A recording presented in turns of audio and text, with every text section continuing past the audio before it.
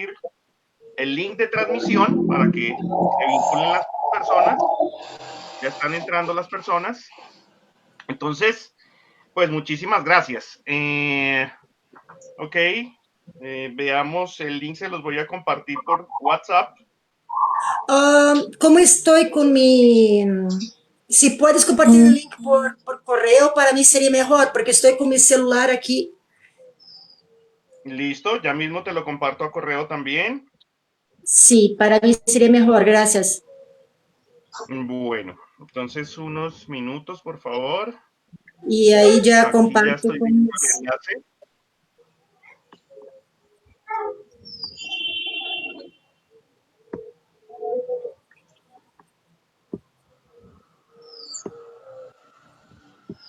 Ok, ya te lo envío. Bueno, mientras les envío la conexión, vamos a ver si puedo.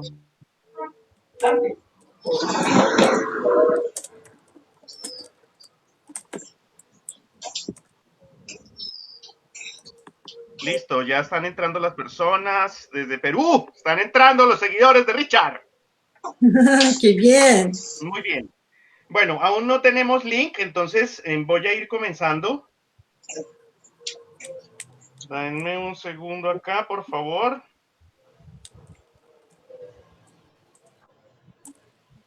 Muy bien, las personas que ya se están conectando, les voy a hacer una introducción mientras tenemos el link de divulgación. Nos encontramos hoy con dos de los expertos más reconocidos en comunicación política y opinión pública de América Latina. Nos acompaña Luciana Panque, una queridísima colega a quien le tengo un aprecio gigante, postdoctorada en temas de comunicación política. Ojalá sea la directora de mi postdoctorado también, ahí valen los anuncios comerciales. Seguro que Y sí, querido. el señor Richard Tapia, un admiradísimo colega, abogado, comunicador, consultor de gobierno, una de las opiniones más serias y más, digámoslo así, con mayor credibilidad en Perú en temas de comunicación política. Veamos a ver si ya tenemos link. A ver. No, aún no. Entonces, pues muchísimas gracias. Luciana, muy buenos días. Muy buenos días, Jorge. Buenos días, Richard. Qué gustazo estar con ustedes así conectada. Bueno, ya sabemos que la tecnología ahora nos siempre, bueno, ¿no? Es una manera de estarmos así juntos. Y Jorge, Richard ya estuvo aquí en mi ciudad hace un par de años, ¿te acuerdas, Richard? Preparamos un asado en la casa de mis papás, todo eso. Y Jorge, Curitiba te espera Señora, aquí en Brasil para el doctorado. Segurísimo que sí.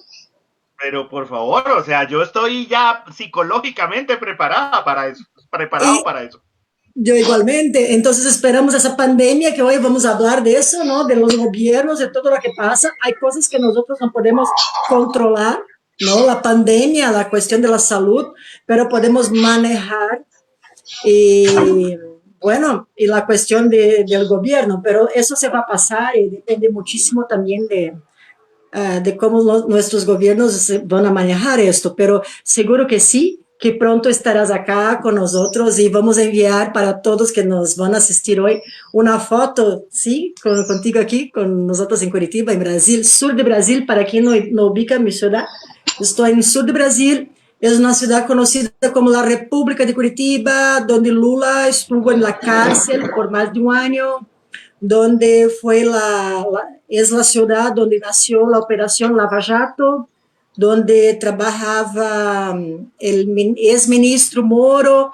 Entonces es una ciudad bastante reconocida en términos de la política de Brasil y, por supuesto, de América Latina. Estoy en el sur de Brasil, es una ciudad conocida como la República de Curitiba, donde Lula estuvo en la cárcel por más de un año, donde fue es la ciudad donde nació la Operación Lava Jato, donde Jorge, ahora Muchísimas sí te escucho. gracias, Luciana. Richard, muy buenos días. Jorge, buenos días Luciana, un gusto estar con ustedes reunidos por esta plataforma, un poco aquí llevando la cuarentena a la que nos ha sometido esta pandemia del coronavirus, ¿no? Muy bien, entonces, ¿qué nos reúne hoy? Hoy nos reúne pues los datos que tenemos desde ayer, en donde Brasil y Perú encabezan la lista de contagios y muertes, desafortunadamente, en América Sí. Latina por el COVID-19. Pero también hay otros elementos que nos reúnen. Curiosamente, buena parte de esos resultados se han señalado a responsabilidades de los líderes. Esta es una pandemia que ha cuestionado seriamente el liderazgo en los países. Y uno de los temas que se ha cuestionado en los países tiene que ver con dos elementos. Uno, el manejo de cifras reales ante la sociedad. Ha habido muy serias acusaciones en Perú de ocultar información. Richard ha sido uno de los que ha señalado ese tipo de Uhum. problemas. Y la otra es la toma de decisiones, sobre la cual también pues, se le han hecho muy fuertes señalamientos al presidente Bolsonaro en Brasil. Entonces, pues iría con esa primera parte desde su punto de vista como analistas de comunicación política y como testigos directos de esta situación. Quisiera conocer su opinión sobre cómo ha sido la comunicación y cómo ha sido el liderazgo de los gobernantes de Brasil y Perú frente a esta pandemia. Luciana, te doy la palabra. Muchas gracias, Jorge. Bien, Brasil se ha convertido en un blanco mundial y todo el mundo se está observando nuestro país, en especial después de la llegada de la ultraderecha acá, ¿no? Con la elección de Bolsonaro, pero nadie creo que se estaba preparado con las cosas que están pasando ahora en Brasil, con su gestión en la pandemia. Una cosa es, nosotros ya estábamos preparados con acciones, por ejemplo, que en relación a la economía, que este gobierno se sacaría, por ejemplo, derechos de los trabajadores y cosas así, ¿no? Que son con el punto de vista muy enfocado, ¿no? Con las cuestiones de mantener la desigualdad social, de mantener la economía liberal y todo eso. Entonces, esto por más que este actual presidente todos los días, desde que ha empezado su gobierno, se saca una palabra muy chocante, es palabra, de hecho, declaraciones muy chocantes, muy duras, muy babosas. Y entonces, nadie creo que se estaba preparado para tener las dos cosas a la vez. Un virus mortal que ha matado en Brasil, hoy por hoy, más gente que ha matado en China. Hoy tenemos en Brasil más de 5.000 muertos por el virus. Y hay una subnotificación de los casos. Entonces, Brasil no está preparado para hacer los apuntes de todos los casos. No toda la gente que tiene el virus sabe que tiene el virus. No todos que murieron en esos días están en los registros como muertos por el virus. Pero muchísima gente más ha muerto en esos tiempos sin haber como un documento oficial que es por eso. Entonces, hoy Brasil tiene esas dos situaciones de tener un líder que todos los días habla cosas con el hígado, con las emociones y no con el cerebro, y tiene el virus en el aire, y que son dos cosas muy asombrosas. ¿Qué pasa entonces en términos de gestión?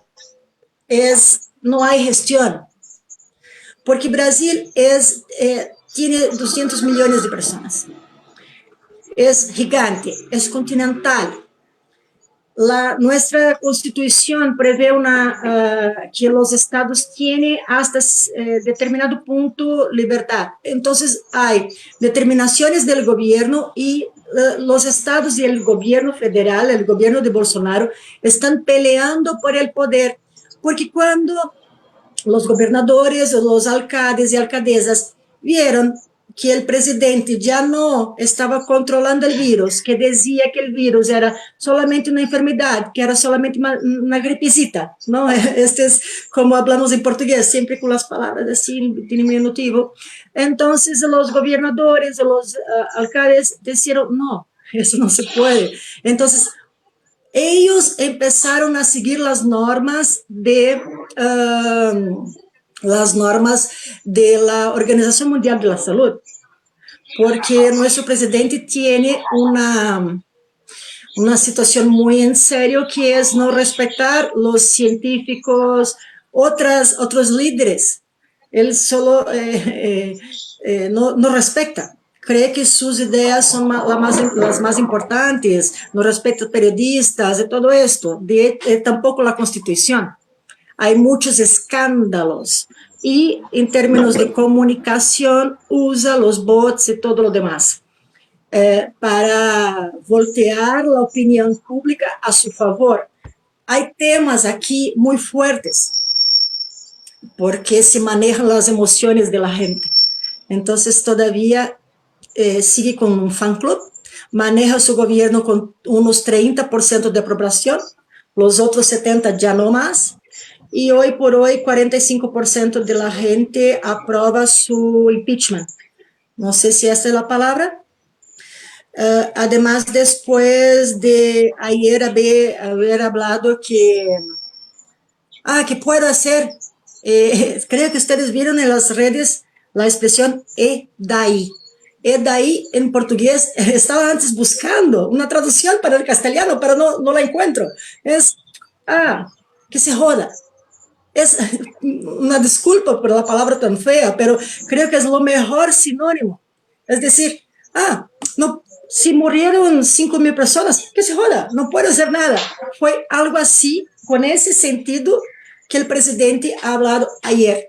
Entonces, amigos, la situación en Brasil es una total falta de manejo de la comunicación institucional. Y creo que tenemos unos minutos más para hablar punto a punto. Sí. Bien, Richard, ¿cuál es tu lectura de la comunicación entre el gobierno hacia la ciudadanía? Ha sido una de las voces que señala el tema de que no se están manejando apropiadamente las cifras. De hecho, tú y yo hablamos hace básicamente una semana cuando veíamos unas imágenes de personas cayéndose al suelo asfixiadas. Yo te pregunté, ¿era en Lima? Decían, y me dijiste, sí, es Lima, pero era muy curioso ver pues estas imágenes, pero como que las cifras que llegaban a Colombia sobre Perú pues eran mínimas. ¿Cuál es tu lectura de lo que está sucediendo en Perú en este momento y que ya desde anoche aparezcan como el segundo país con más casos de COVID? Bueno, Jorge, yo quisiera hacer una pequeña introducción al tema antes de ir al punto en específico. Primero, hay que empezar señalando de que esta pandemia en el Perú ha desnudado la crisis y la situación dramática que ha vivido no solo en estos últimos años el sector salud en el país, sino desde hace 40 años por lo menos que la situación del sector salud en el Perú está abandonado. Para traerles una referencia a los amigos que nos siguen, básicamente se ha estado dentro del presupuesto del sector salud el 2% del Producto Bruto Interno en estos últimos años. Correcto. Se nos vendió de que éramos un país que está con su economía vigorosa y todo lo demás, que en efecto así ha sido en los números, pero eso no se ha visto retribuido en la inversión. Hablar solamente de salud en el tema de salud. Antes, la pandemia nos cogió con algo más de 200, entre 200 y 400 camas de UCI. Y eso es mucho decir, porque de esas 400, supongamos que era el top, muchas han estado inoperativas. Correcto. Entonces, la primera reflexión con la cual quiero empezar es que no es solamente la culpa del actual gobierno, sino esta situación es producto del abandono del Estado a través de por lo menos 40 años desde mi percepción. Correcto. Dos, en este entorno el presidente tomó algunas medidas oportunas, como el cierre de fronteras. Se puede discutir que pudo ser más antes, desde el primer caso, como quiera, pero digamos que cuando el gobierno reacciona, lo hace en su momento oportunamente. Desde ahí se viene utilizando, o se utilizaba a diario, una, entre comillas, conferencia de prensa en donde el presidente anunciaba las medidas que iba tomando según el comportamiento del virus y obviamente nos decía y prácticamente nos brindaba la calma. Así no pasa nada, todo está controlado, estamos preparados, no pasa nada. Bueno, han pasado los días de la cuarentena, se han ampliado hasta por 2 o 3 oportunidades, si no me equivoco. ¿Y qué hemos tenido? Que la realidad ha superado las expectativas. Han salido cifras en donde contradicen las cifras iniciales que daba el presidente. Por ejemplo, los mismos médicos que manejan o que dirigen los hospitales públicos en el país han señalado, digamos, en una discusión con el gobierno de que las camas que dice el gobierno tener no son las que están en operatividad. Correcto. Entonces se ha formado, yo veo que al menos en estos últimos, la última semana, se ha formado un divorcio entre los medios de comunicación y el gobierno. Porque prácticamente si uno revisa la televisión nacional en el país, se puede dar cuenta de que no pasa nada. Estamos, digamos, viendo los mismos programas, estamos viendo de repente con una orientación hacia algunos casos en particular que tienen que ver con algunas personas que vienen sufriendo de mayor impacto esta pandemia. Vemos ahora el estallido de revueltas en los penales. Y finalmente tenemos un presidente que ha cometido errores. Y eso hay que señalarlo claramente. No pasa nada. Nosotros en nuestro análisis no tratamos de, digamos, echarle la culpa a este gobierno, como iniciaba yo de un inicio esta conversación, pero sí que este gobierno ha cometido errores fundamentales. Por ejemplo, decía, vamos a una cuarentena, todos aceptamos la cuarentena, pero después había algunos sectores que estaban más desfavorecidos de la población y el gobierno dice, bueno, a ellos le vamos a dar un bono. A partir de mañana vayan a cobrar los bonos en los bancos. Y finalmente los bancos lucían unas colas interminables y muchas veces sin guardar las medidas respectivas. Correcto. Hay muchas personas que han perdido sus empleos en la capital, en Lima, y que alquilaban cuartos y digamos que tenían empleos eventuales y como ya no tienen alquiler, no pueden pagar el alquiler porque ya no tienen trabajo, entonces se están desplazando a sus regiones de origen donde están sus familias. Y en ese sentido, la cuarentena ha cortado la comunicación con todas las regiones. La inmovilización es total. Y entonces el gobierno hasta ahorita no sabe cómo reaccionar frente a ello. ¿No es cierto? Hemos tenido también la opinión de un ex general, o almirante, perdón, que fue del presidente del Comando Conjunto de las Fuerzas Armadas, ¿no es cierto?, diciendo que el presidente no los ha convocado porque finalmente esto se podría haber solucionado con ayuda del ejército para las movilizaciones.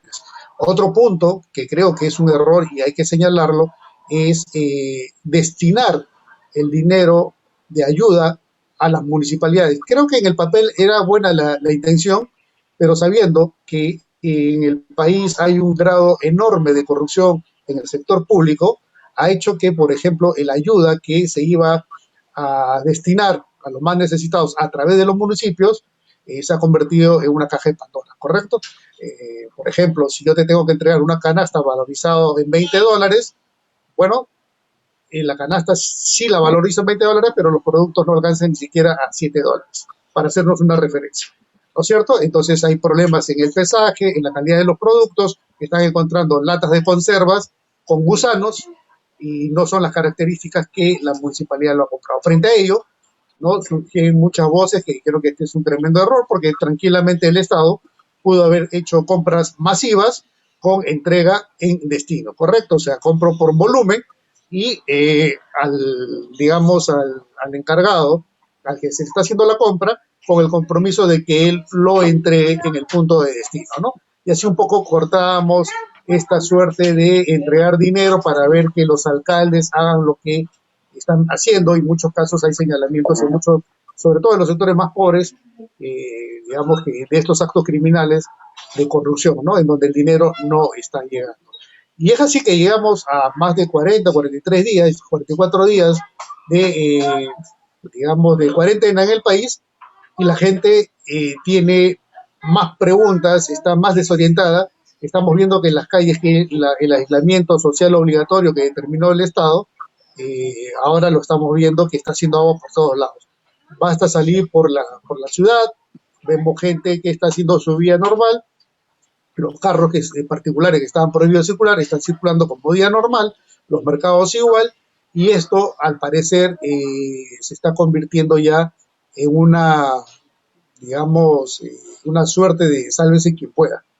Dios no quiera que suceda eso en el país, no quiero alarmar con esto, pero básicamente ese es el análisis frío, ¿no es cierto? Ya en algunos puntos, por ejemplo, en la región Lambayeque, en el norte, en el oriente, en Loreto y en Piura, las cosas están colapsando, ya están llegando a sus máximos niveles. Hemos escuchado a médicos, a profesionales de salud exigiendo, por ejemplo, mayores equipos de protección. El Estado dice que ya les ha entregado, pero obviamente estos se desechan día a día y también hay un problema en el mercado internacional por adquirirlos y todo se genera, digamos, suma y abona en problemática para el sector salud, que también estamos escuchando que en estos puntos ya hay algunas camas, se han habilitado camas de UCI, equipos, respiradores, ventiladores mecánicos y todo lo demás, pero lo que ahora empieza a faltar es el recurso humano, es decir, personal médico, personal de enfermería, personal de salud en general, para atender. ¿Qué hacemos con camas dispuestas si no tenemos el recurso humano, ¿no? Entonces, frente a ello, el número, por otro lado, el número de, digamos, de infectados ha ido subiendo, nos acercamos peligrosamente a los 30.000 casos, ¿no es cierto? Y en el número de fallecidos ya estamos llegando casi a los 1.000 fallecidos, ¿no? Entonces, la población está viendo que el aislamiento social obligatorio propuesto por el gobierno está haciendo aguas por todos lados. Los policías se sienten diezmados, ya no se dan abastos, tienen el temor del contagio y la posterior muerte porque el Estado, también hemos visto denuncias, parece que no los está protegiendo. Entonces, frente a todo este escenario, digamos que hay más dudas que certezas y eso es lo que Dios no quiera entre en la mente del ciudadano y se empiece a generar un pánico colectivo, ¿no es cierto? Por lo pronto, la situación es de una tensa calma y digamos que estamos a la espera de que esa curva, la famosa curva, sea, digamos, llegue a su punto máximo y empiece a decaer, cosa que todavía no ha sucedido en el país, ¿no? Ok, Richard acaba de tocar un tema clave y es el tema de los recursos.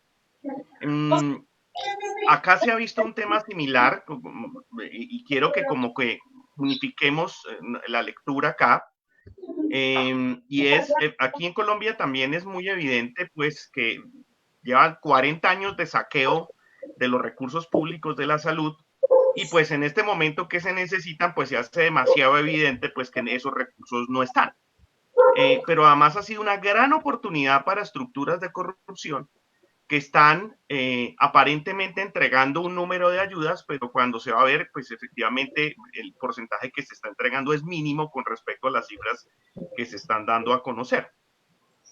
Y el tercer punto sobre esta situación es que pues, se están aprovechando del confinamiento para pues, generar un gran saqueo de los recursos del Estado. ¿Tú tienes una lectura en ese aspecto, Luciana?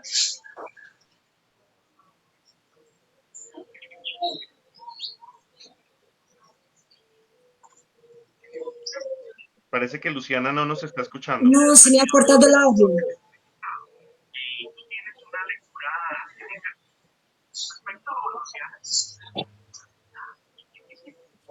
Ah, sobre la cuestión de los recursos, Jorge. Sí, Bueno, por acá lo que están intentando hacer es como está, se está implementando, ¿escuchan? sí, Luciana, ¿estás escuchando la señal por varios aparatos, por ejemplo, el computador y el celular? ¿O solamente por el computador?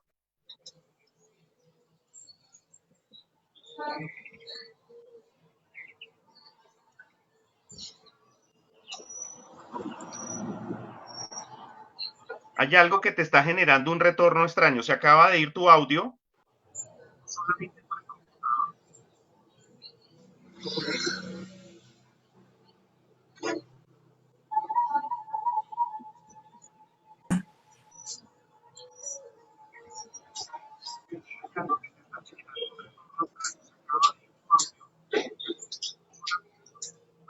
No tiene audio, Luciana. Ahora, Ya, listo.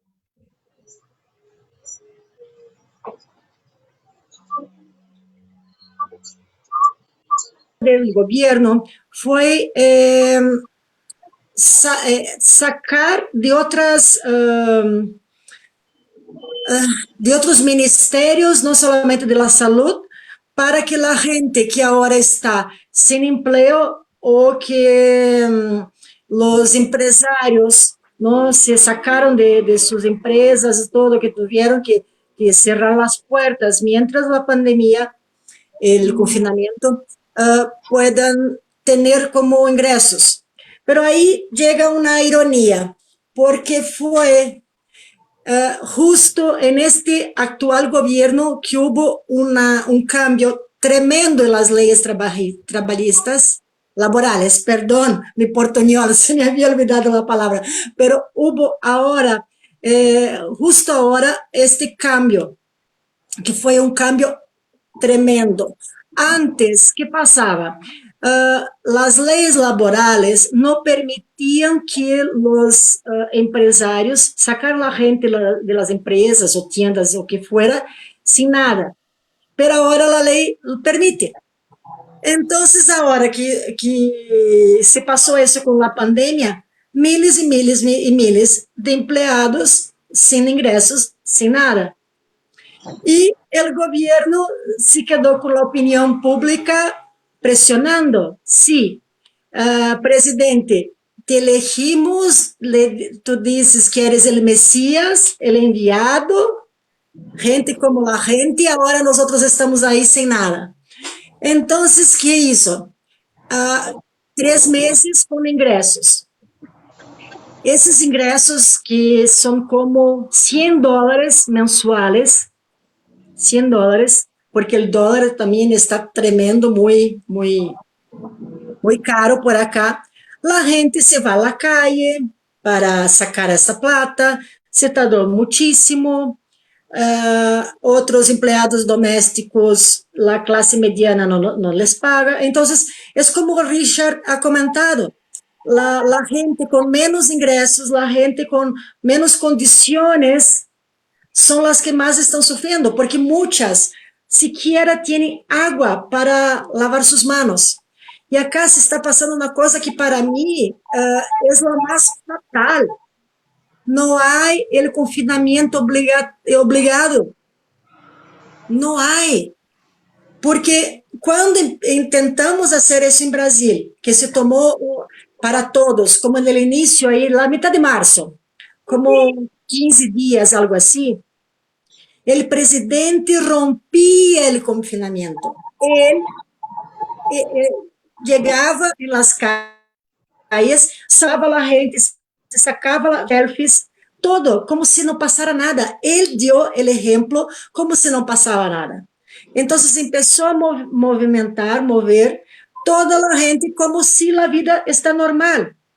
Vários municípios hoje em Brasil, para vocês terem uma ideia, há 5.000 municípios em Brasil, mais de 5.000 municípios, 5.400 e pico municípios em Brasil. Vários la vida afuera de las ventanas es como si no pasara nada. En algunos estados hay leyes un poco más duras. Por ejemplo, en el mío, el gobernador está a firmar una ley donde solo podemos salir a la calle con mascarillas. Y si no usa la mascarilla, la gente tiene que pagar, ¿no? Pero otros, no pasa nada. No sé si me explico. Porque el gobierno federal no impone leyes, dice que el Brasil no se puede parar, dice que las escuelas no se pueden parar, que los estudiantes tienen que regresar a las clases presenciales, como se, ¿sabe? Y nosotros que somos servidores públicos, investigadores y profesores, por ejemplo, de las universidades públicas, es como si no estuviéramos trabajando, que deberíamos regresar a las clases presenciales, como si otras actividades y otras clases no fueran nada. Entonces, hay un descaso total del gobierno. Entonces, esa cuestión de la corrupción sobre la plata, todavía la prensa no ha hablado de esto por acá, pero tenemos un historial de Brasil terrible en ese sentido.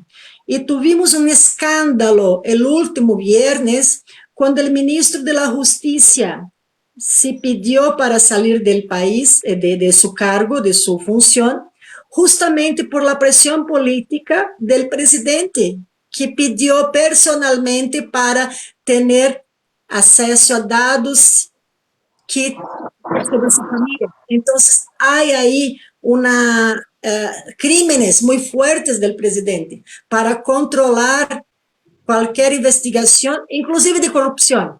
Entonces, mis amigos, no puedo afirmar, pero que hay cosas fuertes en ese sentido, seguro que sí. Muy bien.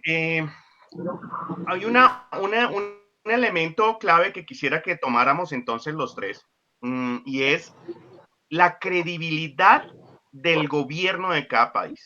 Voy a poner como referente lo que ha sucedido en Colombia.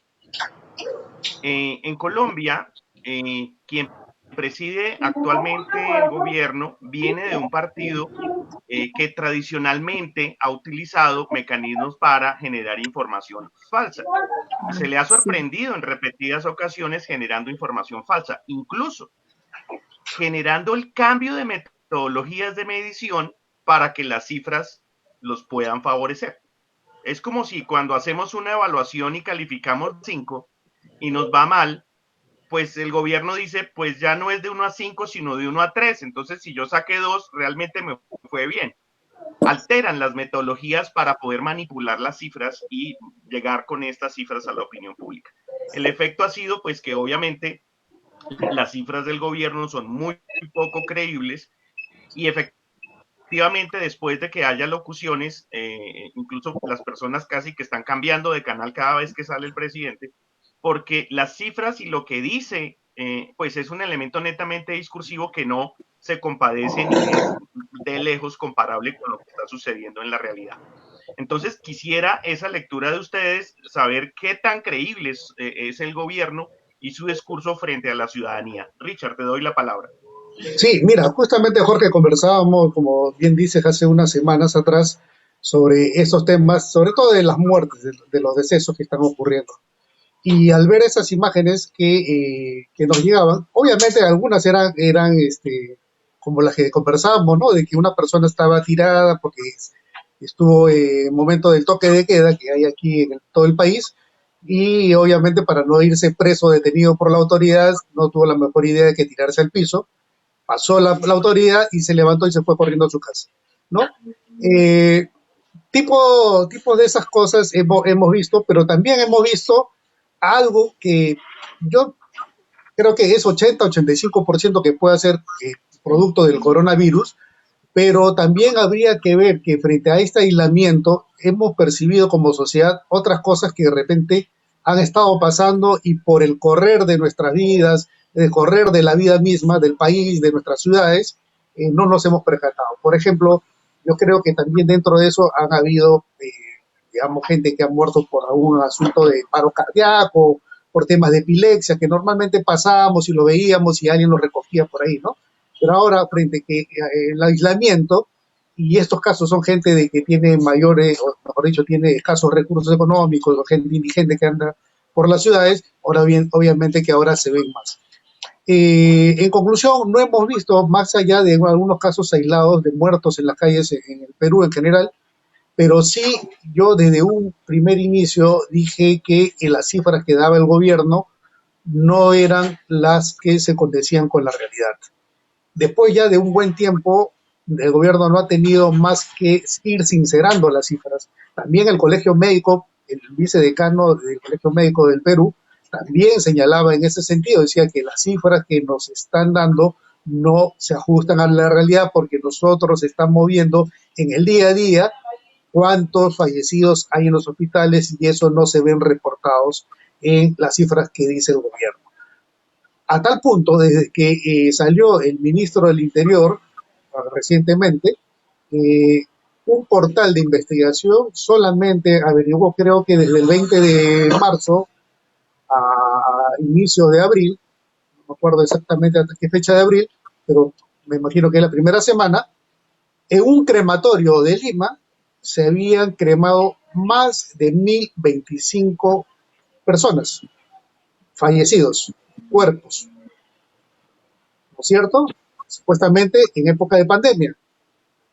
Y en esa época el Estado daba algo de 600 o de 700 fallecidos.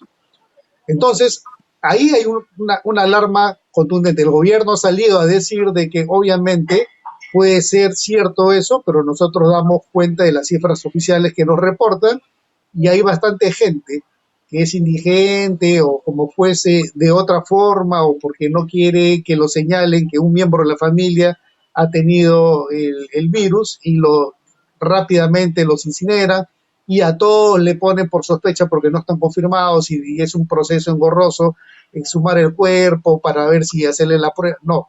Entonces, el gobierno ha dado esa respuesta.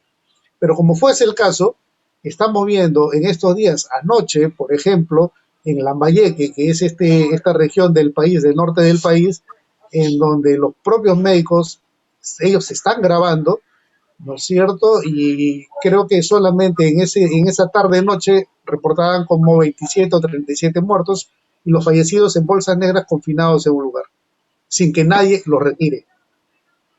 Correcto.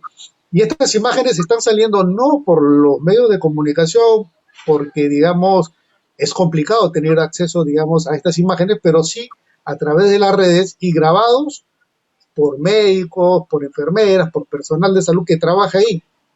Correcto. Entonces, estamos viendo, pues, yo sinceramente pienso de que no hay una voluntad de engañar a la gente. Yo creo que el gobierno ha querido mantener la calma, que esto no se genere un pánico, pero nosotros sabemos que en un momento de crisis y cuando la vida del ciudadano está en peligro, uno no puede ocultar las cifras. No puedes ocultar las cifras porque si no, la gente no hace caso y no acepta el aislamiento social obligatorio porque dice, bueno, si esto no pasa nada, es cuestión de pobres, es cuestión de gente que no tiene acceso a los servicios básicos de agua o de higiene, ¿no es cierto? Entonces es problema de los pobres y de los ancianos. Yo soy joven y, digamos, hago mi vida normal. Y si tienes a la televisión transmitiendo los programas que normalmente, habitualmente transmitían, aquí no hay un estado de crisis, no hay un estado de emergencia nacional, o no hay un estado de guerra, como dice el gobierno. Simple y llanamente es una cuestión, digamos, que para la opinión pública, para la mayoría, para los bolsones de ciudadanos, lo toman como que aquí no está pasando nada, no es una cuestión de políticos ahí que se están peleando por el poder seguro y por el tema de salud, pero aquí no está pasando nada, porque igual no se está reflejando en la cantidad de muertos, tampoco quisiéramos pues llegar a 5.000 muertos, nada de eso, simple y llanamente es que se debe decir que esto es una cuestión peligrosa y que obviamente está causando ese número de muertos. Ya estamos llegando digamos, al máximo digamos, de la infraestructura de salud que tiene el país. El decano del Colegio Médico decía, si es que llegamos a más de 30.000 o 35.000 casos de contagio, esto va a ser imparable. Y se suponía que la cuarentena ordenada por el gobierno, con los famosos martillazos a la curva para hacer bajar el índice de contagio y de fallecidos, no ha resultado. Ha resultado el 30%, entre otras cosas por las cosas que les había señalado al inicio, por dar un bono, por ir a entregar las canastas. Es decir, quédate en casa, haz la cuarentena, aíslate, pero por otro lado, anda ya un tumulto y recoge tu canasta de víveres, recoge tu bono al banco de dinero para que soportes este tema de no ingresos, de falta de ingresos, y obviamente ahí hay un error tremendo que hasta ahora no se corrige, ¿no? Porque siguen dándole dinero a las municipalidades para que sigan, digamos, entregándole estas canastas de víveres a los ciudadanos más desprotegidos, y por otro lado están siguiendo dando dinero, bonos económicos, que saquen, digamos, el dinero que tienen las AFPs, las cuentas de ahorros de los bancos, en fin, no se está pensando en la enfermedad. Y eso porque desde un inicio, ustedes no sé si vieron las declaraciones del primer caso del presidente de El Salvador, Bukele, que fue claro, ¿no? Aquí el Estado asume, el Estado ayuda y ve la forma de cómo podemos ayudar a nuestros ciudadanos. Aquí se ha hecho, digamos, por tramos, pero finalmente el tema económico, que es el que preocupa realmente al ciudadano, digamos, que vive del día a día, no tiene una respuesta hasta ahora. Se lo manda a cobrar y obviamente se generan colas en los bancos. Se le manda a entregar una canastita de víveres y hay cola, ahí hay disputas, ¿no es cierto? Entonces, ahí hay un divorcio entre lo que dice el gobierno de las cosas que hay que hacer y las cosas que se ven en la realidad. No hay una comunión entre ambos, y tampoco hay una, como te digo, capacidad de reflejo para poder corregir estos errores, ¿no es cierto? Y estamos llegando, como insisto, al máximo de la capacidad del sector salud que tiene el país, y si Dios no quiera llegamos a los más de los 35.000 casos, esto se va a salir de control, ¿no? Ok. Una pregunta sobre la lectura también de estos elementos. No estoy recibiendo audio de Richard. Bueno, creo que listo. Bueno, hay unos temas de similitud. El libro El Traidor, de una periodista mexicana, que se publicó ahora en diciembre, puso sobre la mesa en América Latina una discusión muy grave, y es la protección comercial, las alianzas comerciales y políticas de narcotraficantes con agencias antidrogas de los Estados Unidos. Básicamente retoma un caso que ya se había presentado con Gary Webb, después en el gobierno Reagan, en donde las agencias antidrogas hacían alianzas con narcotraficantes para proteger los envíos de droga y todo el comercio de droga, a cambio de generar incidencia y control político en los países. En el caso colombiano ya casi que tenemos escándalos a diario de la relación de narcotraficantes directamente con miembros del gobierno, patrocinando la campaña del presidente, incluso siendo miembros del gobierno. Hace días identificaron 3 laboratorios de droga en la finca familiar del embajador de Colombia en Uruguay. Y hemos visto noticias similares en Brasil. En Brasil también tuvimos el escándalo del avión de la comitiva presidencial en España con droga. Aparentemente la información que llega a Colombia, el hijo de Bolsonaro vinculado con este tipo de grupos, y se habla de un término que es el narcofascismo. Son narcos que entran en la política con un enfoque fascista. Luciana, quisiera conocer cuál es tu lectura, tú que estás ahí en este sentido. Muy bien. Antes, Jorge, solo me gustaría comentar un poco lo de Richard antes. Cómo es importante esta cuestión de información, de las contradicciones, ¿verdad? Porque se manejan los estados de ánimo de la población. ¿verdad? Porque hay, ¿dónde vamos a nos fiar la información? La información del gobierno, la información de los medios, la información de las redes. Entonces la población se queda como, híjole, ¿dónde voy a mirar? ¿Cómo voy? Entonces, y sí, antes aquí unos apuntes, porque no sé cómo se pasa en Colombia o en Perú, pero acá se pasa un fenómeno, bueno, muchos gobiernos no les gusta la prensa, porque uno de los papeles, de los retos, ¿no? De la prensa es hacer la fiscalización de los gobiernos. Entonces, algunos de los gobiernos tienen buenas relaciones con la prensa y otros gobiernos empiezan una verdadera guerra con la prensa.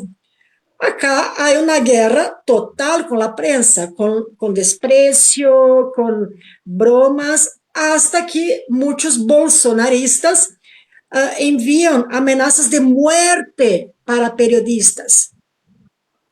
Esto es verdad. Cuando hicieron como con autos, así, un auto detrás del otro. No me acuerdo de esta palabra en español, pero con ¿Caravana los, sería? caravana, Jorge. Híjole, esto. Entonces, hicieron varias caravanas de apoyo a Bolsonaro pidiendo para terminar el aislamiento de la pandemia. Aquí en Curitiba pararon delante de los medios y hablando cosas terribles a los periodistas. Mueran, sus hijos ya saben, y así va. Tengo varios amigos periodistas y me comentan que no pueden muchas veces manifestarse porque reciben amenazas de muerte. Y esta gente usa hashtag en las redes, esa gente que amenaza, Bolsonaro 2022, Bolsonaro tiene razón, Bolsonaro mi ídolo, y así va. Entonces, es gente que sí viste la ropa bolsonarista de defensa del presidente. Entonces, la información está, es un producto de muchísima relevancia en ese momento para manejar los estados de ánimo de la opinión pública, porque muchísima gente más va a morir, justamente porque no sabe más en quién se fiar. O muchas informaciones que están en las redes son informaciones falsas que son justamente patrocinadas por empresarios y por este grupo que Jorge ahora me ha preguntado. Entonces, ahora voy a comentar, Jorge, esta cuestión del narcotráfico en Brasil, que son grupos muy fuertes, con mucha plata y un grupo de presión que acá está involucrado hasta con la policía. Entonces son conocidos como milicianos. Milicia. Esta es la palabra en portugués porque muchas veces es una expresión de sinónimo de la policía aquí, un tipo de policía. Entonces, hay como muertes de personas que eran del grupo de confianza de la familia Bolsonaro. Y además esta cuestión de esta droga que fue, no tuvieron como esconder, ¿no? En España y así va. Y son grupos no solamente de un hijo, entonces del clan, es toda la familia que está involucrada con el asesinato de una regidora en Río de Janeiro, que era justamente la mujer que era la lideresa de las investigaciones en contra de estos policías narcos. Entonces, la cosa criminosa en esa familia es muy fuerte. A veces vemos pelis, ¿no? Películas que hablan del narco, la influencia del narco en Colombia, en México, y acá en Brasil creo que es la primera vez que es tan evidente, pero es evidente para un grupo, para otro el presidente todavía es lo más santo, lo más cristiano, lo más original de todos. Y les comento cómo la comunicación de este grupo es tan bien hecha, la comunicación paralela, no la comunicación oficial, es tan bien hecha que hoy tienen aplicación, una aplicación que sus seguidores reciben todo lo que quieren de la familia, sin filtros, de la prensa, sin nada, y dicen que el Globo, ¿no? Que el mayor grupo de comunicación es todo equivocado, y así va. Entonces, la situación criminosa de verdad es la gente que los denuncia, muchos temen por su vida. Ok, pues a partir de ese punto que señala Luciana, te reúno, te sumo la pregunta anterior con la siguiente, de una discusión que hubo en la Cumbre Mundial ahora en febrero en Cancún.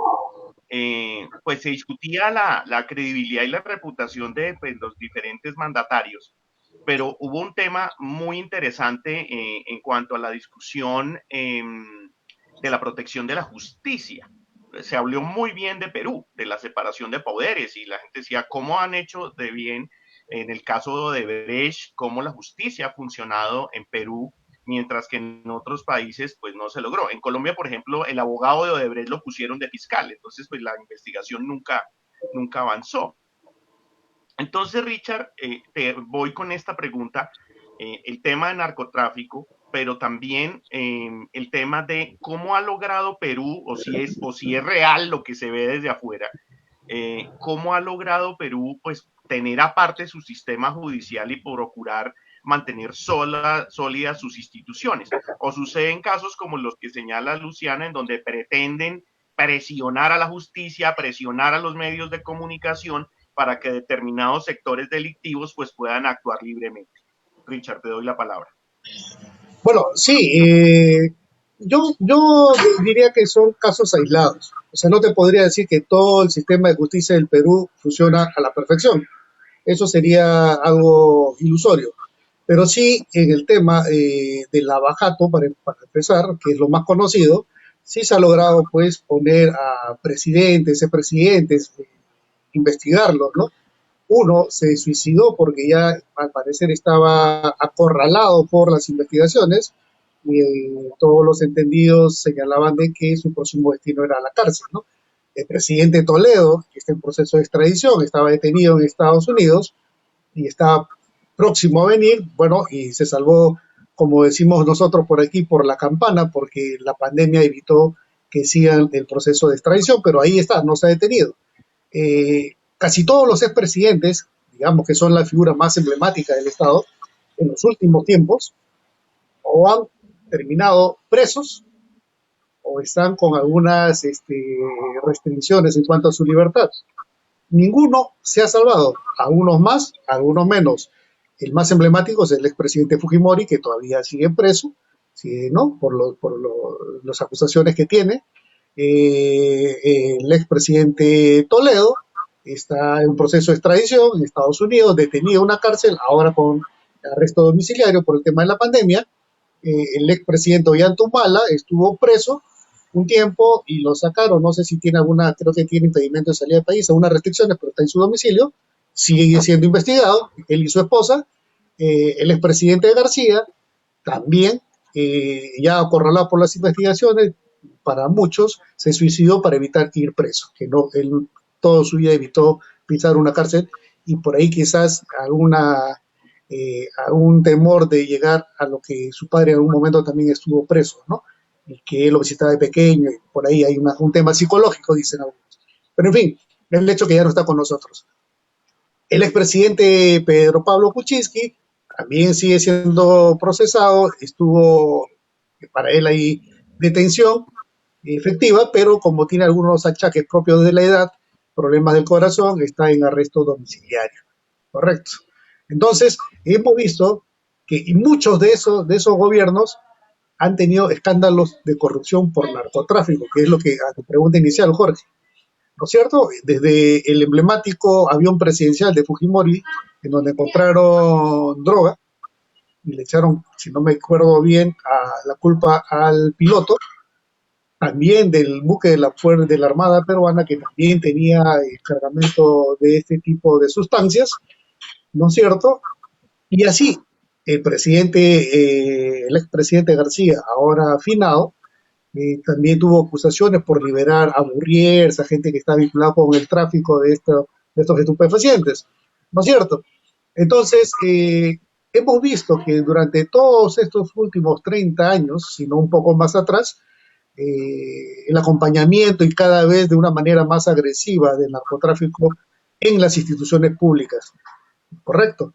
En este gobierno, hasta ahorita, que yo recuerde, no ha sido señalado por ese tema. Sí hay casos evidentes de corrupción, pero en otros sentidos, en malversación de fondos o de repente en, digamos, obras que no se hicieron bien o, en fin, de ese tipo de corrupción, más, digamos, más orientado al ámbito económico, pero sí hemos visto en los gobiernos municipales gente, digamos, abiertamente líderes de bandas criminales llegar a ser alcaldes, ¿no? Llegar a ser alcaldes, ¿no? Y eso se ha visto en Lima muchas veces, y ahorita ya están presos algunos, y también al interior del país, con lo que nos, digamos, nos da una idea de que estas bandas criminales del narcotráfico y crimen organizado están cada vez más apoderándose del sector público, ¿no? Y lo que decía Luciana, efectivamente, tú en campaña ves que gente que tiene, digamos, que las inversiones que hace en una campaña electoral no se condicen con la realidad del partido político que avala esa candidatura, con el patrimonio que tiene ese candidato. Y finalmente, va a resultar que la inversión que hacen en la campaña es 3, 4, 5 veces más lo que esa persona de llegar a ser un alcalde o lo que fuese, a ese cargo público, con el sueldo que va a percibir por los años, no le va a alcanzar. O sea, ¿quién invierte 20, 25, 30 veces más de lo que puede percibir? O sea, ahí nomás hay un llamado, digamos, un clarinazo de alerta, ¿no? Pero sin embargo, como dice Luciana, ocupan redes, ocupan medios de comunicación, digamos, crea un entorno favorable para estas personas y cuando llegan al gobierno, y lo hemos visto en algunas municipalidades distritales y provinciales, lo que hacen es operar desde ese puesto, ¿no es cierto?, sus, digamos, oscuros intereses que realmente eran para los cuales digamos, se presentaron a estas contiendas electorales, ¿no? Entonces, y ahora no solamente estamos viendo eso, por ejemplo, para meter el tema de la corrupción durante esta pandemia, tenemos que la Policía Nacional, que es, digamos, uno de los que están en la línea de frente, en la primera línea frente al COVID, haciendo que se cumpla la cuarentena, que tiene contacto directo con los otros ciudadanos, que sus jefes, sus altos mandos, no tienen la mejor idea de que comprarle estos insumos de protección de salud a gente que vende llantas, a gente que vende, empresas que venden, que son de otro rubro. Pero como estamos en un estado de emergencia, tú tienes la opción de comprar directamente a quien tú quieras. Y finalmente se anulan los procesos porque a una prensa que está investigando, ¿no?, denuncia y obviamente hace que esas compras se caigan. Y finalmente vamos 10, 15, 20, 30 días que por estos motivos de corrupción los policías no tienen los implementos que necesitan de protección para cumplir su trabajo. Entonces, estamos viendo, ya lo habíamos señalado, en las compras de las canastas, ya lo habíamos señalado, en que hay una corrupción sistemática instaurada y que esta pandemia, si en algo positivo ha servido, es para desnudar todo ese tipo de desgracias que hemos tenido en nuestro país. Como digo, no es de ahora, no es por cargarle la mano al presidente. Al presidente Vizcarra le ha tocado enfrentar esta situación, pero esto no viene de él, viene de mucho más atrás, mucho más atrás. Y eso hay que dejarlo claro, ¿no? Y ahora, al señalar estas percepciones, no podemos decir que estamos en contra del gobierno, no, para nada. Lo que estamos haciendo es que señalarle los errores, contribuir con eso para que retome y pueda reconducir la lucha frente a esta pandemia, ¿no? Ok, nos faltan 2 preguntas. Entonces, pues para ir ya cerrando. Concretemos algo que también han señalado los dos, tanto Richard como Luciana, y es algo que también lo discutimos hace 8 días con dos consultores, uno de Ecuador y otro de México, en donde veíamos casos muy curiosos, y es la relación entre el gobierno y los periodistas. En el caso de Ecuador, los periodistas muy cercanos a Lenín Moreno, lo mismo en Chile, los periodistas muy cercanos a Piñera, pero curiosamente son los presidentes peor evaluados del continente. En Colombia sucede lo mismo, la prensa está de la línea del presidente. Las únicas respuestas contrarias o críticas van a estar en redes sociales porque los medios de comunicación enfilaron filas con la información oficial. En el caso de México, incluso de España, es completamente contrario. Se están generando unas posturas distantes del gobierno, pero le preguntaba yo al colega mexicano que a qué se debía una reputación tan alta de Andrés Manuel López Obrador, que está por encima del 50% de aprobación, está muy alto, bajo del 65 al 50, igual sigue siendo el más alto del continente, pero es contrario a la prensa. La semana pasada se presentó todo un escándalo con TV Azteca llamando a ser desobedientes con el gobierno y la respuesta de la opinión pública fue contraria a TV Azteca. Y era muy curioso encontrar eso. Los presidentes que han logrado alinear la prensa alrededor suyo tienen muy mala reputación. Estoy hablando de Lenín Moreno con 4% de aprobación, Piñera, que por fin logró salir del 10% o 6% y subió como a 20% en una encuesta bastante extraña, y Andrés Manuel López, que tiene a la prensa en contra, pero con un alto nivel de credibilidad. Quisiera la lectura de ustedes en este aspecto entre relación entre prensa, gobierno y opinión pública. Luciana, te doy la palabra. Bueno, dando continuidad a lo que ya había comentado antes, aquí la relación del gobierno federal y la prensa no existe. No existe con los periodistas formales, los periodistas de los medios grandes, de los medios que no tienen vínculo con la religión evangélica. Porque el presidente cuando hace como poquísimas reuniones con la prensa, por ejemplo, no hay agua, no hay donde esos periodistas sentarse, no hay sillas. Yo no estoy de broma, así es, no hay nada. O ya dicen, o la gente espera horas y horas y horas y el presidente no las recibe y así va. Es muchísima falta de respeto con esos profesionales. Hubo una situación, además varias, sí, en Twitter hay varios registros de videos de periodistas que enseñan eso, pero hay uno muy emblemático con una foto del presidente haciendo esto, así, una banana para los periodistas. Y dice, ustedes aquí, es como desafiar a los periodistas. Entonces, el tipo es tan, ahí sí, hago una crítica y asumo el riesgo de hacer esa crítica, pero el tipo ahí no me puedo creer que esto se pasó de un presidente a hacer un desrespeto tan grande a los profesionales del periodismo, porque los periodistas no escriben en los medios todo lo que al presidente le gusta y hace eso como si fuera un niño. Es un tipo muchísimo, parece niño, ¿no?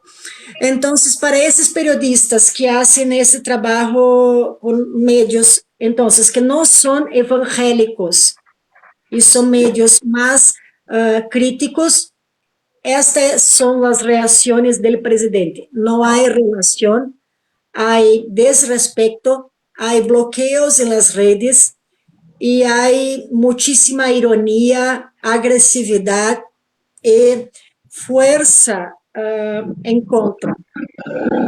para la gente que escribe en los blogs, en los medios no formales, para gente que no es periodista, no tiene formación en periodismo, pero tiene cualquier medio digital y se cree periodista, hace comentarios. Y o es un medio de tele o radio que es evangélico, que aquí hay varios diputados que son dueños de teles, periódicos y emisoras de radio evangélicas. Ese sí, el presidente sí va y habla de Dios todo el tiempo y se pone como si fuera el mejor amigo. Entonces hay una comunión, hay una, como si fuera una, de verdad, un matrimonio entre, si hablan bien de mí, bien. Entonces, si puedo controlar ese medio, y son medios evangélicos. Esto es muy importante. Acá se está pasando, además, la cuestión del narco, la cuestión evangélica. En Brasil, los diputados, la bancada, ¿no? El grupo de diputados, hay grupos muy fuertes que llamamos BBB, que son los diputados de la bala, que son los diputados de las armas, los diputados que defienden justamente esto. Los diputados de agronegócio, de los bois, ¿no?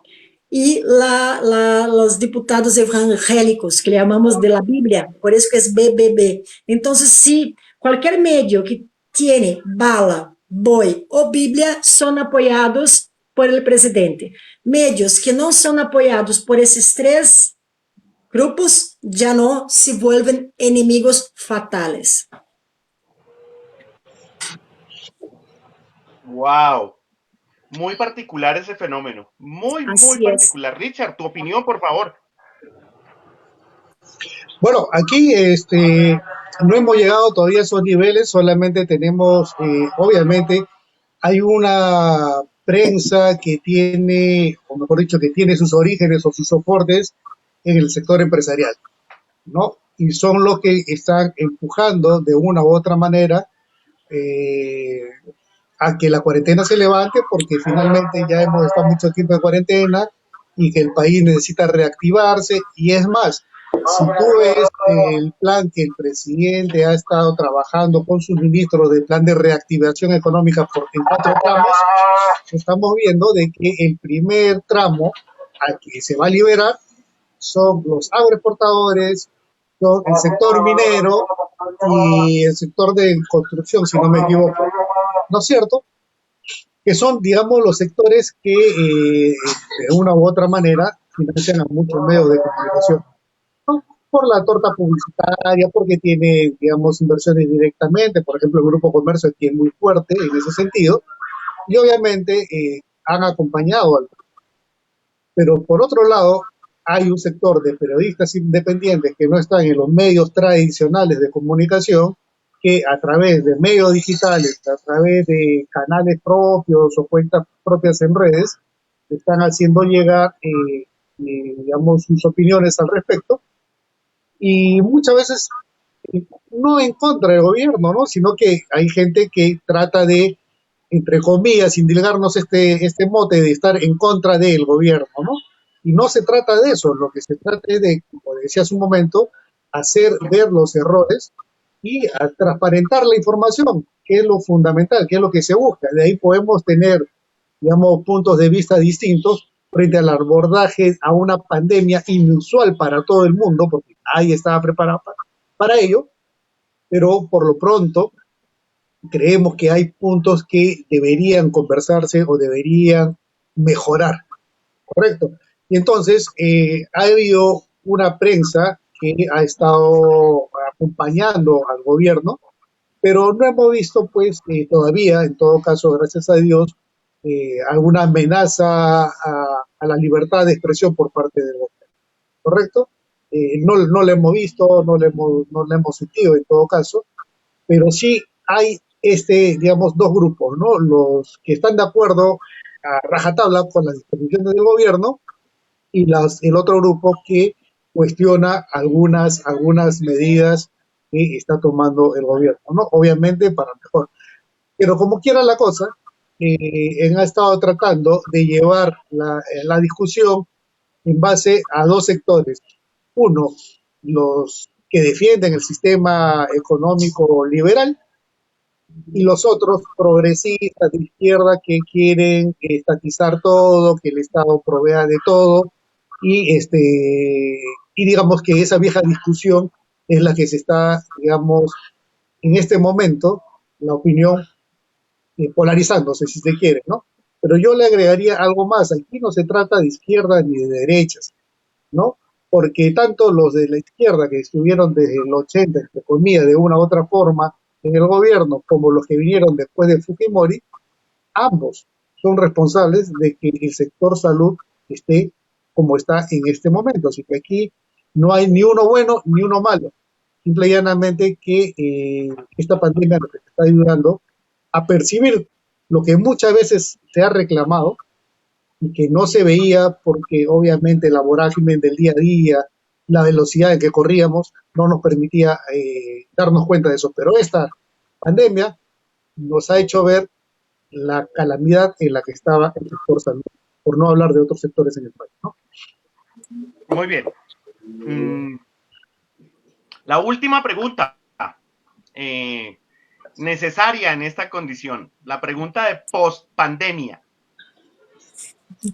De lo que estamos viendo, y los diferentes enfoques de lo que viene una vez pues terminemos de enfrentar esto, hay tres opciones.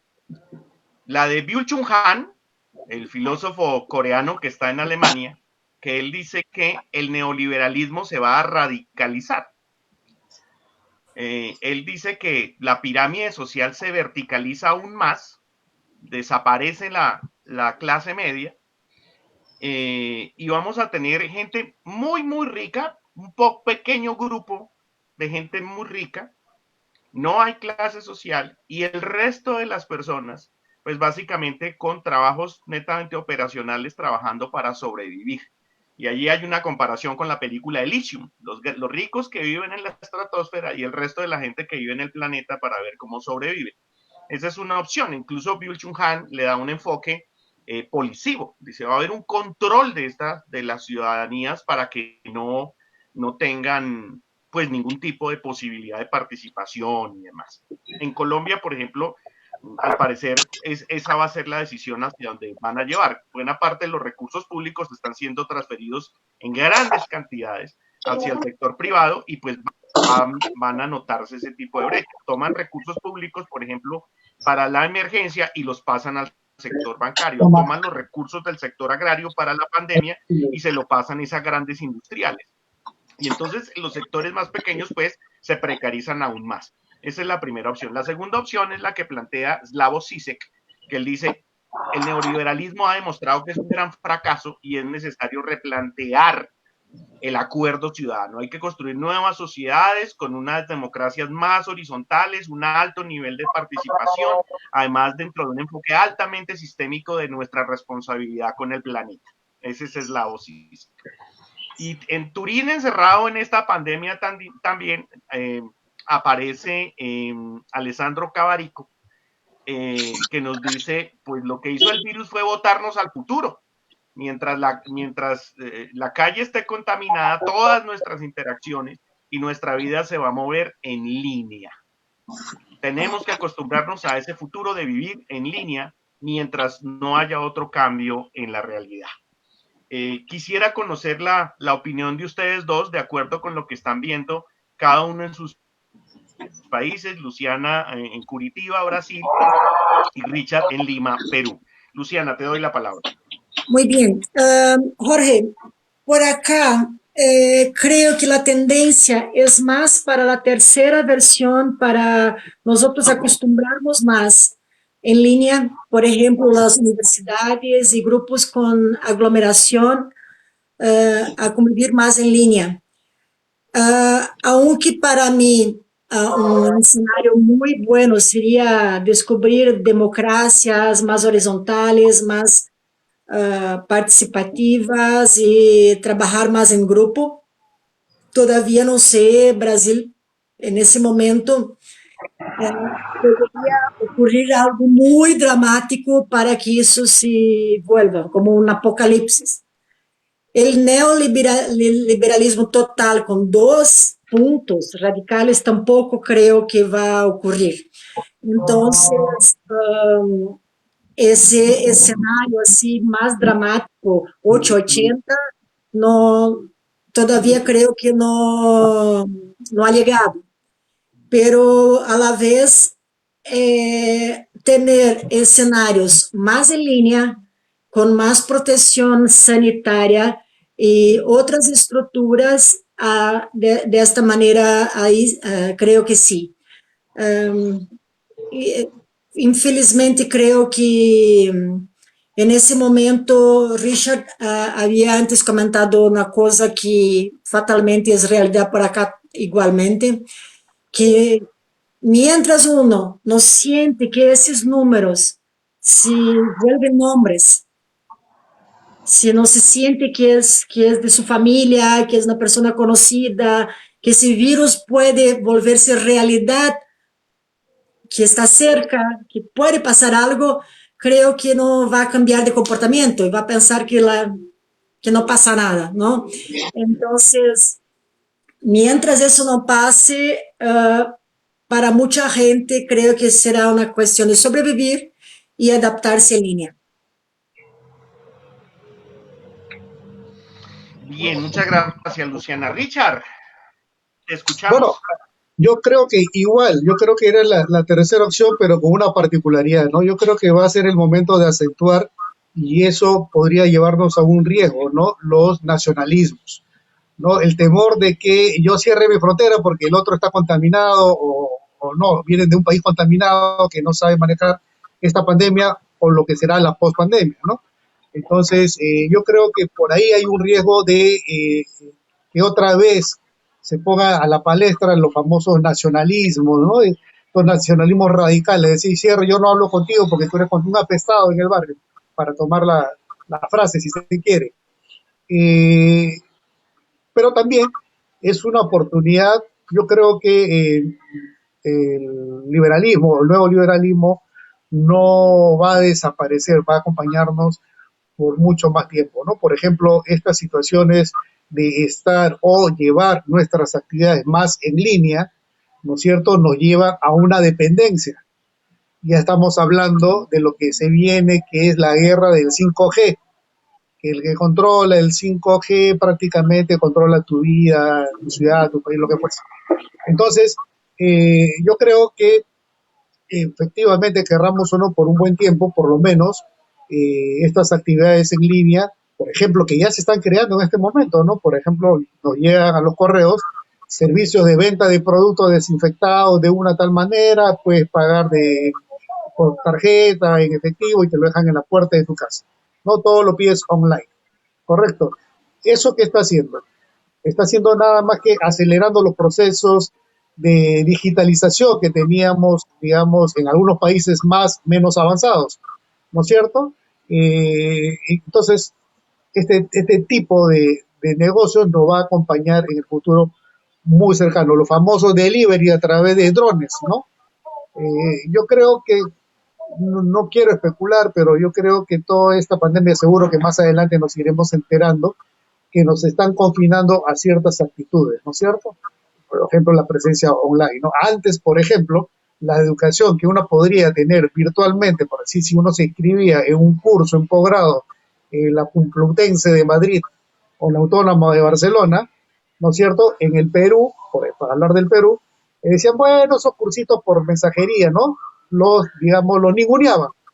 Ahora, ahora esos cursos ninguneados, digamos, porque, digamos, el aislamiento social y el temor a contagiarse en estos países, no, que la educación virtual siempre ha sido la buena, es excelente y todo lo demás. Entonces, ¿de qué estamos hablando? Porque estamos poniendo, bueno, eso nos daría para entrar en otro tema, que es el negocio de la educación, ¿no es cierto? que ha venido, digamos, impulsado en estos tiempos de liberalismo. Pero en fin, a lo que iba es que yo creo que, a manera de resumen, es que los nacionalismos se van a acentuar, tanto regionales al interior como nacionales, digamos, para los países fronterizos y vecinos, ¿no? Yo creo que esto nos va a llevar a eso, pero igual la economía online se va a acelerar, va a crecer y habrá formas de seguir haciendo este intercambio, ¿no? Por lo pronto, lo que estamos viendo ahora en épocas de cuarentena es que la naturaleza como que se ha dado un respiro, estamos viendo playas más limpias, aire más limpio, y de repente se me ocurre pensar de que era un mensaje de la naturaleza tenernos un ratito en casa Así. reflexionando sobre cuál ha sido nuestro comportamiento y hacia dónde queremos seguir avanzando, ¿no es cierto? Muy bien, pues muchísimas gracias. Se me llena el corazón y el alma haber discutido con dos personas a quienes aprecio y admiro tanto, como Luciana y como Richard, y las personas que estuvieron en línea y las personas que pues están compartiendo en este momento eh, esta disertación, pues muy agradecido por habernos acompañado. Entonces nos veremos en una próxima oportunidad con un nuevo tema de interés de comunicación latinoamericana. Luciana, muchas gracias. Richard, muchas gracias. Gracias Jorge, a ti. gracias a ti, un fuerte abrazo a ti también, Luciana. Saludos a ustedes. Igualmente, me siento muy contenta de ver ustedes y ojalá muy pronto podemos abrazarnos personalmente. De todas maneras, Luciana. Cuídate, Luciana. Saludos, Jorge. Gracias por la Cuídense. oportunidad. Igual.